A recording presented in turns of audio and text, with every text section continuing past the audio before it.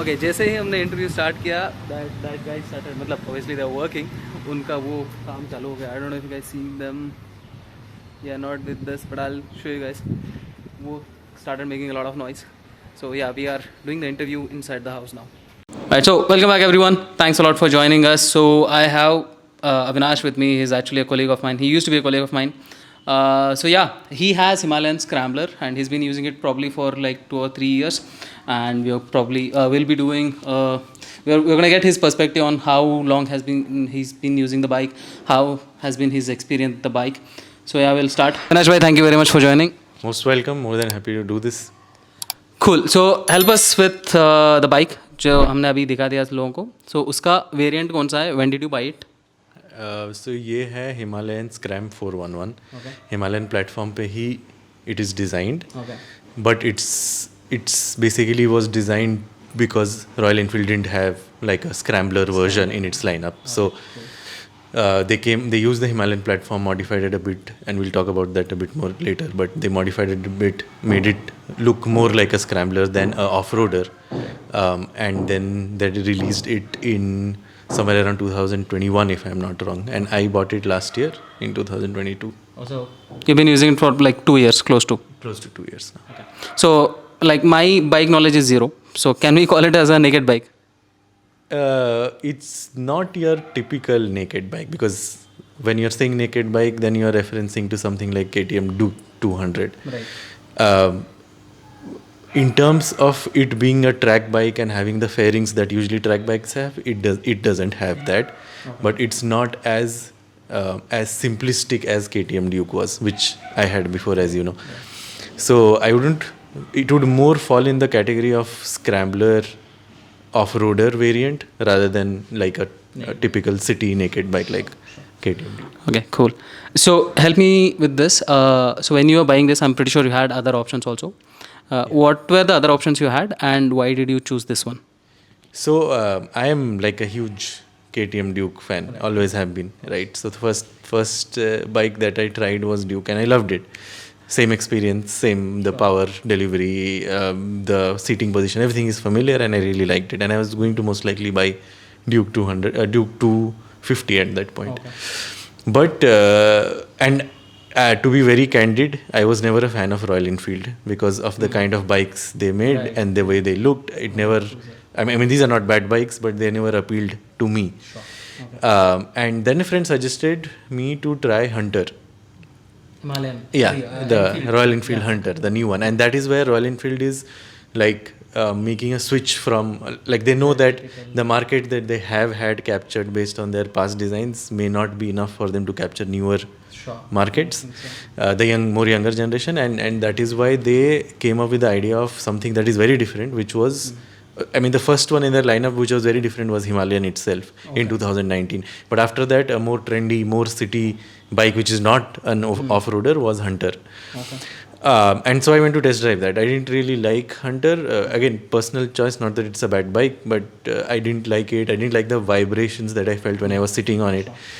And then I saw Scram. And Scram, I realized that Scrambler as a design was always very appealing to me. Okay. And that is why I test rode it. It felt amazing when I was able to cut through traffic as easily I could in a Duke. Okay. The weight distribution is amazing. It is a little lighter than Himalayan itself, so it's easier to manage and maneuver. And that is why I choose Himalayan. The other options that I did consider was Yazdi Scrambler. Okay. And Expulse. Hero Expulse. Honda. Hero Expulse. Yeah, okay, cool. Hero Expulse. But when I test drove both of them, I didn't feel the same amount of power delivery that I was getting in this. Sure. Expulse is again a very good bike. It's easy to maneuver, but I felt it was a little underpowered compared to Scram, which makes sense because Scram is a bigger engine. Okay. But that is why in the end I chose Scram. Sure. Cool. Thank you. Okay, help us with this. Like, what are the key features of this bike? And like, what are the things which you like more about this, apart from the power delivery, which you just said? So apart from that, do you have anything else which you like the most about this bike? Like I told that even though this bike is big and heavy and a 411cc engine, right, it doesn't feel like that, in the sense that if you ride a Royal Enfield Bullet, let's say 350cc, you will not have the same amount of comfort moving in traffic according to my preference as I had with this. The primary feature that I like about Scram is that it was, it was never designed to do one thing. Like Himalayan is designed to be off-roader, and you can go probably anywhere with it. When they came up with Scram, the idea was very clear of making a scrambler version which primary use would be a city bike. But it can handle itself pretty well on highways as well. So I remember a term that I came across when I was doing research on this, which was a Swiss Army knife. That is, this can do almost everything.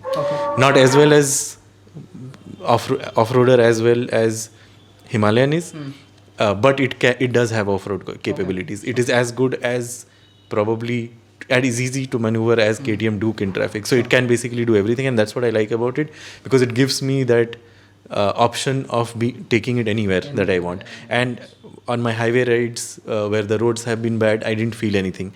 That means that it is a good enough off-roader. When I have been on highways for long durations, there is enough comfort, which I didn't have with KTM Duke when I was going on.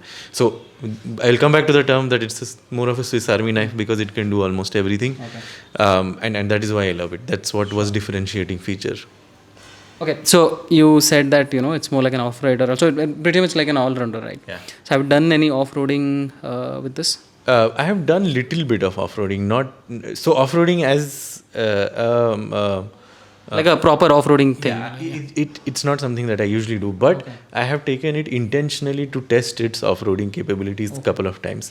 And again, it handles pretty well. It does feel a little heavy because it is not cut out to be an off-roader as well as Himalayan is, but it can still handle itself. The only thing that I would say I miss that is on a Himalayan is the ability to switch off ABS on Himalayan. You can't do in this because then it is much easier. If you switch off the ABS, it's much easier to handle in off-road. But this doesn't have that. But even if I don't consider that, I think because it has been borrowed from Himalayan platform, the tires that have been used is same. It's the way the rear suspension and the shock absorption is set up is very similar to Himalayan. Because of all this, it is a pretty good enough off-roading bike, is what I would say. Cool, thank you. Let me go to the next one. Okay, so help us with this. Have you encountered any particular challenges, be it while riding? Yeah, let's start with that. While driving, have you encountered any issues as such? So I'm basically nitpicking here. Like, there are not a lot of issues on this bike, to be absolutely honest. It's really an all-rounder bike. But that being said, one thing that I did face, which kind of unsettled me a couple of times, was when I am taking a curve on higher speeds, like let's say 100 or 120, and I have to brake, then the front part of the bike moves or shakes. Oh, shakes. Yeah. So it feels that it is going to go out of control, but it doesn't in the end. But the fact that it is happening is a little bit unsettling in those moments. You need to get used to it, and once you anticipate it is going to happen, it is okay. And also remember that braking on a curve when you are at 80 or 100 is a very rare thing. So I wouldn't really say, I wouldn't count it against this, but yeah, that's something that has... That's one of the situations which you can come across, right? Yeah, you can. The other thing that I would say is, if I compare to Himalayan, when I'm cruising at 120 kilometers or 100 kilometers on this bike, I do feel the wind blast. That is because it doesn't have a windshield, which Himalayan has. But that's an accessory you can put it on. That's an accessory you can always put in. Not natively, but you can... third party. Yeah, you can do a little bit of jugaad to put a windshield. That being said, this is a scrambler, and putting a windshield will ruin that look. So I probably won't do it unless I'm going on a really long ride where I expect to be cruising at 120 for a long time. Sure, thanks. Okay, help us with this. How is the servicing, especially in Bangalore? I know there are a lot of service centers here. How much does it cost for a single service? And if there is any part replacement, how easy it is to get? I'll answer part replacement. It's pretty It's fairly easy. Royal Enfield is an established brand which is based out of India, so getting a parts is not as difficult. Servicing, again, experience has been okay. Royal Enfield has sold a lot of bikes recently, so whenever you go to the service centers, there is a queue. So you will have to enter your name. They'll give you kind of a you'll be in a queue, so you'll have to wait a bit because Royal Enfield sells a lot of bikes, and with Hunter and Scram even more so now. But that part is not that unsettling. I mean, yes, if you go to a Bajaj or a KTM, it's almost instant because they have a wider network. Royal Enfield is still doing that, I feel, but it's going to take some time to get there. But otherwise, the service experience is what you would expect. They do it very professionally. They take care of things that you tell them. They wash the bike, they give it back to you, and it's a fairly simple experience. Okay, cool. Thanks. Okay, help me with this. So you had KTM 200. I know that you had KTM 200. Now, let's say that's a naked bike, right? Purely naked bike. Yeah. Okay. So do you see, apart from the engine difference, right? That was 200 what you had, and this is like what, 400? Okay. So apart from that, do you see any similarities between those two? I don't know if it's an appropriate question, but yeah. I wouldn't say there are any similarities because these two are very different bikes. Sure. Where KTM Duke was always meant to be more of a city bike with its limited, smaller engine, not a highway bike. Whereas Scram is, although it's supposed to be a city bike, it is supposed to have everything else. You can't take a Duke off-roading. Like you can, but it won't be as easy as this would be. Overall, I would still say that the intention behind, or the primary usage behind both the bikes would be same, because they would both be used primarily for city usage, and it's easy to use both of them in city usage. But they are fundamentally different bikes in terms of where they come from, the engine size, the way they have been set up, the wheel size, and all of that. So if someone is planning to, let's say, compare between KTM and Scrambler, this one, Himalayan, so you would say there is no comparison. At least there is no direct comparison. There is no direct comparison. See, if you look at my experience, I went and test drove both purely because I had Duke before, and I really liked it. That being said, I became more aware after riding this for a longer time that how it is different from Duke. I would be much more confident going on a mud trail with this than I am on a Duke. But if I have to race with someone, probably then I'll take Duke 200. Sure. Okay. Cool. Okay. So help us with this. Have you done any long trip with this? Yeah. Where and how has that been? I have done 3 longish trips so far. One was to Coorg with our friend Rohit. Then the other one was I went to Coimbatore, and the longest I have done is probably Dhanushkodi. How far is it? That's a good question, but it's like a 5 or 6 hours ride from here. So I'm putting somewhere around 300 kilometers. Yeah. Single stretch, or did you guys take break? No, I took a break in Madurai, and then I went over next day to Dhanushkodi. How's the seat comfort and everything? The seat comfort is amazing, and I think that's how I differentiate it from my previous ride, that is KTM Duke, which was not very comfortable on longer rides without taking break. On this, I have done Coimbatore at a single stretch, which is again a 5 hours ride, and it didn't feel like much. The sitting posture is very neutral, whereas in KTM Duke it is very aggressive. This is very neutral. The seat itself is very comfortable. The handlebars are wider, so you are not in a very aggressive posture. You are in a much more laid back and comfortable posture. So you would say it was good, or rather good enough? Yeah, it's a very comfortable ride. There's no doubt about that. Okay, so what are your next adventure trips, if you have any plans on this bike particularly? I mean, I keep taking it out on the weekends, close around Bangalore, 80 kilometers, 100 kilometers ride. But one thing that I have in my mind for a long time now is I'm going to take Scram till Odisha.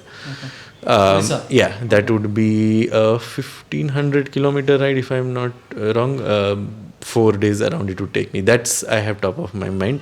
And I think probably for that trip I'll put a windshield because I'll be like riding at 120 kilometers for a long time. and couple of other accessories for luggage. But that's what I have in mind in terms of next plans. Okay, so if someone is considering this bike, what will be your advice? Definitely test drive it once. I think it's a bike that will not disappoint you, but you need to be very aware of what your needs are.